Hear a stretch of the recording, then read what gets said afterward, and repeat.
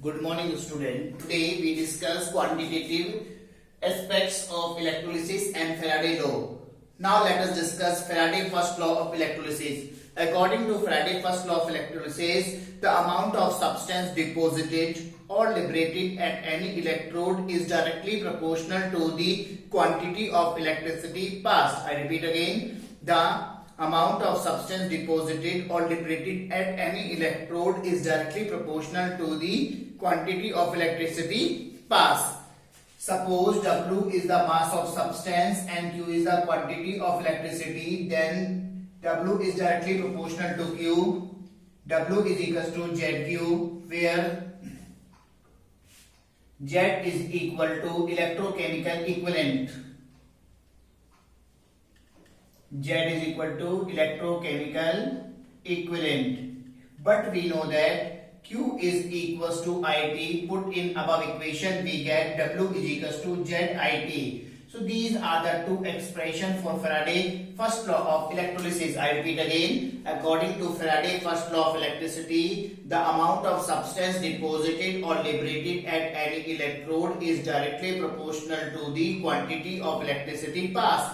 That is, W is directly proportional to Q. W is equals to ZQ. Q is equals to IT. Then W is equals to ZIT. Here, Z is equals to electrochemical equivalent. It is defined as the amount of substance deposited by passing 1 ampere current for 1 second.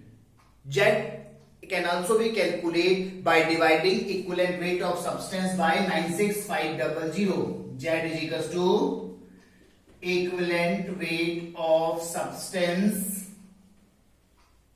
by 96500.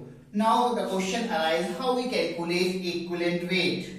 Then equivalent weight of substance may be calculated with the help of formula. Equivalent weight of substance is equal to atomic mass of an element divided by number of electron loss or gain. Number of electron lost or gain.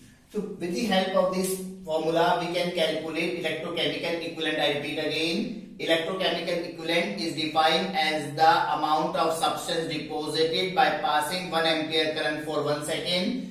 Value of Z can be calculated with the help of formula equivalent weight of substance by 96500, or with the help of formula equivalent weight of substance is equals to atomic mass of an element divided by 96500. Here one more formula is there to calculate equivalent weight.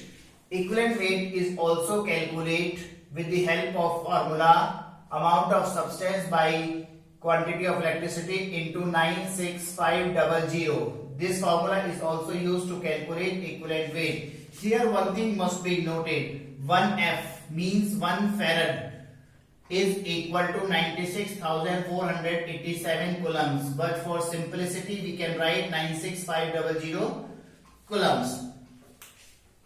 Now, let us discuss Faraday's second law of electrolysis. When the same quantity of electricity is passed through the solution of two or more electrolytes connected in series, the amount of substance produced is equal to their equivalent weight. I repeat it again. According to Faraday's second law of electrolysis, when the same quantity of electricity is passed through two or more solution of electrolyte connected in series, the amount of substance produced is directly proportional to their equivalent weight. Suppose we have two solutions, AgNO3 and copper sulfate, and both solutions are connected in series, and the same quantity of electricity is passed through them, then equivalent weight of silver upon equivalent weight of copper is equal to equivalent mass of silver divided by equivalent mass of copper. That is, weight of Ag deposited upon weight of copper deposited is equal to equivalent weight of Ag by equivalent weight of copper.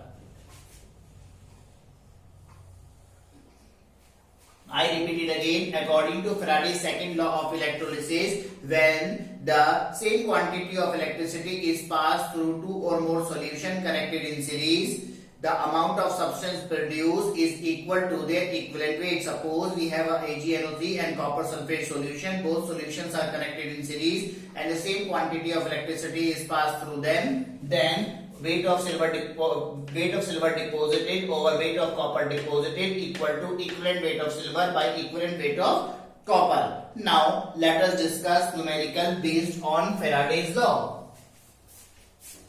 Now there is a question in which we have to calculate how much electricity of we have to calculate amount of charge required in following. Suppose we have a question, we have to calculate charge required for following. Question number 1 is 1 mole of Al3 positive to Al. Now student, Al3 positive by gaining 3 electron converted into aluminium. Now the number of electron loss or gain are 3. We have a charge formula. Charge required is equal to NF. Charge required has formula NF, but the value of N here we calculate 3. So the answer is 3 farad. If we wish to calculate answer in coulomb, then we convert farad into coulombs by multiplying it with 96500. Then answer comes in coulomb.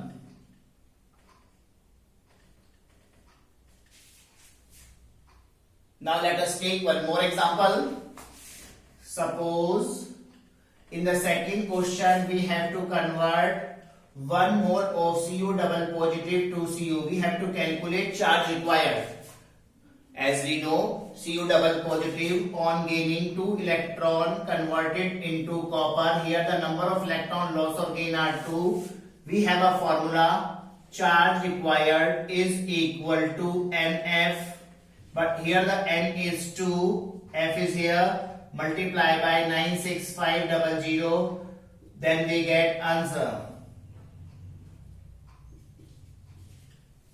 I think so there is no problem. Now let us take one more example. Suppose we have 1 mole of H2O to O2. Now in this case water on decomposition give H2O